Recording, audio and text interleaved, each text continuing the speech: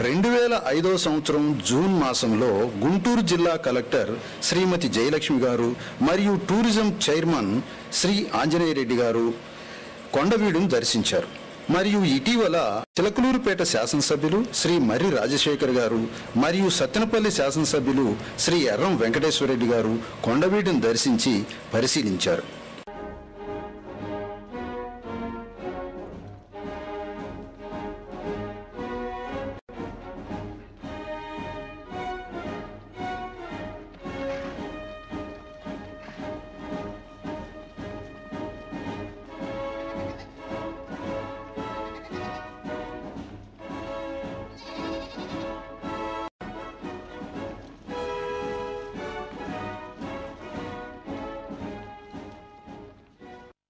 ఈ డాక్యుమెంటరీ ముఖ్య ఉద్దేశము కొండవీటి కోట ప్రాముఖ్యతను ప్రచారం చేయటం.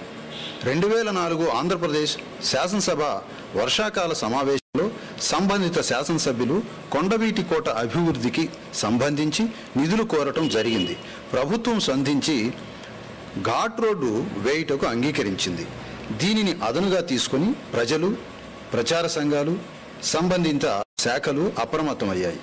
దీని అభివృద్ధికి గాను కొండవీటి కోట అభివృద్ధి కమిటీ ఒకటి ఏర్పడింది. ఈ కార్యక్రమాన్ని వెలుగులోకి తీసుకురావడానికి పత్రికల పాత్ర ప్రశంసనీయం.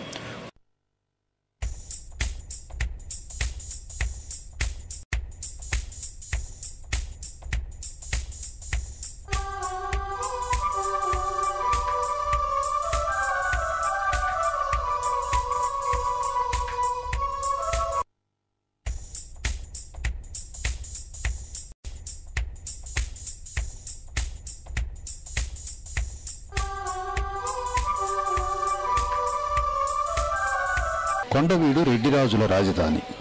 కొండవీడు అనగా కొండలలో నిర్మించబడిన నగరము లేదా పట్టణము అని అర్థం.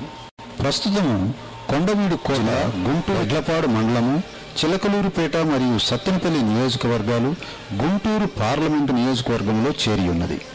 కొండవీడు కొండలు మొత్తం 11,500 ఎకరాలలో ఉండగా 2,500 ఎకరములు పంట పొలం పోగా 9,000 ఎకరములు కొండవీటి పర్వతములు విస్తరించి ఉన్నవి. కొండవీటి కొండల చుట్టుకొలత సుమారు 50 కిలోమీటర్లు. కొండవీటి కొండ ఎత్తు 1725 అడుగులు. కొండవీడు కోట మీదుగా చిలకలూరుపేట నుండి సింగిపురం వరకు ఆర్టీసీ వారి బస్సులు నడుస్తున్నాయి. కొండవీడు గుంటూరు నుండి 20 కిలోమీటర్ల దూరంలో ఉన్నది.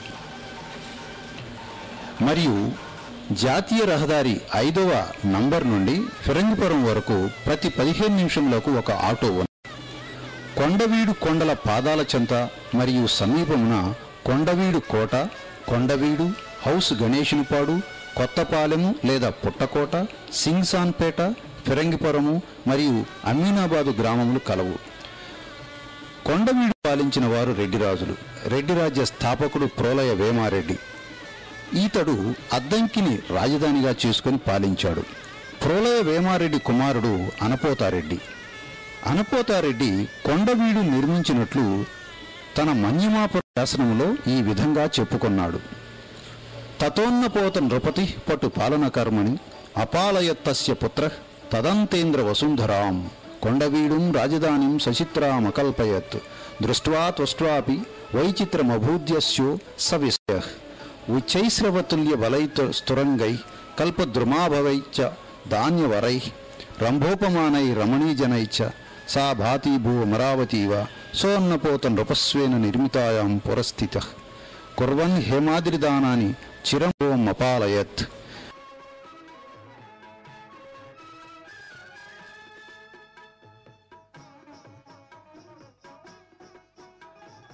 ఇస్తున్న పెద్ద మట్టి గోడ కోటకు తూర్పు భాగాన ఉన్నది.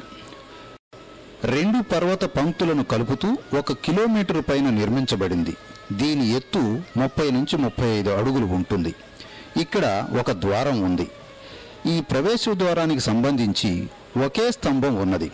తతిమా ద్వారం శిథిలమైంది. ఈ కట్ట ఆక్రమణలకు గురి అవుతూ ఉన్నది. దీనిని పట్టించుకున్న నాదుడే లేడు. ఈ మట్టి కట్ట లోపలే రాజ నివాసాలు ఉన్నట్టు కొండవీటి కైఫియత్తు తెలియజేయుచున్నది. ఇచ్చటనే కుమారగిరి రెడ్డి అనేక లీలాగృహములు నిర్మించను. తాను నివసించుటకై గృహరాజ సౌధమనే గొప్ప రాజప్రాసాదాన్ని నిర్మించెను. ఇక్కడ అనేక దేవాలయాలు ఉన్నట్లు ఇక్కడ బయల్పడిన గుడి స్తంభాలు మరియు శిల్పాలే ఆధారాలు. బయల్పడిన శిల్పాల్లో కొన్ని మనము చూడవచ్చు. వీటిలో నంది విగ్రహాలు, సప్త శిరస్సులు కలిగిన నాగేశ్వరుని పెద్ద ఏకశిలా విగ్రహము, పూర్తి ఆభరణాలతో చెక్కబడిన పార్వతీదేవి విగ్రహములు ఉన్నవి.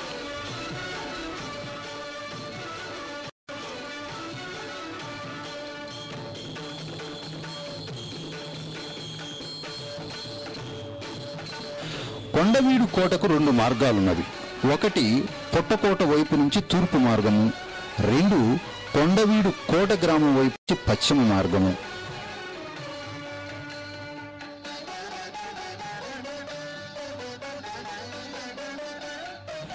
తూర్పు మార్గాన్ని గజబాట అంటారు. ఈ బాటను 3 కొండల అంచుల మీద నిర్మించారు. ఇది చాలా సులువైన మార్గం. ఈ మార్గం ద్వారానే ఆ రోజులలో పెద్ద పెద్ద బరువులను ఏనుగులపై పైకి తీసుకువెళ్లేవారు. ఈ మార్గం వెడల్పు 10 నుంచి 12 అడుగులు ఉంటుంది. ఇలాంటి మార్గాన్ని అనవేమారెడ్డి కొండపై కోటకు కూడా నిర్మించాడు. ఈ మార్గాన్ని కొంచెం బాగు చేస్తే ఈ రోజైనా మోటారు సైకిల్పై సులభంగా పైకి వెళ్ళగలరు. వృద్ధులు కూడా ఈ మార్గాన పైకి నడిచి వెళ్ళవచ్చును. అయితే ఈ మార్గము ఎక్కువ మందికి తెలియదు.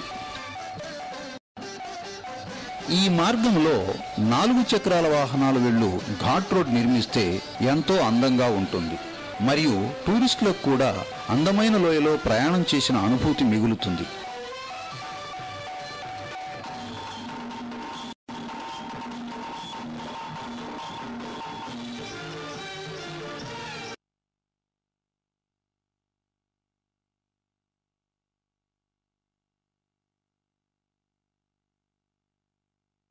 ఇక 2వ మార్గం, ఇది రాళ్ల బాట. ఇది కొంచెం కష్టమైన బాట. ఈ మార్గంలో రాళ్ళు ఇవాళ చెదిరినట్లు ఉన్నా ఆ రోజున నడవటానికి అనువుగా ఉంటుంది. ఈ మార్గంలో ముస్లిం సన్యాసి సమాధి కలదు. ఇటీవల దీనిని బాగు చేశారు.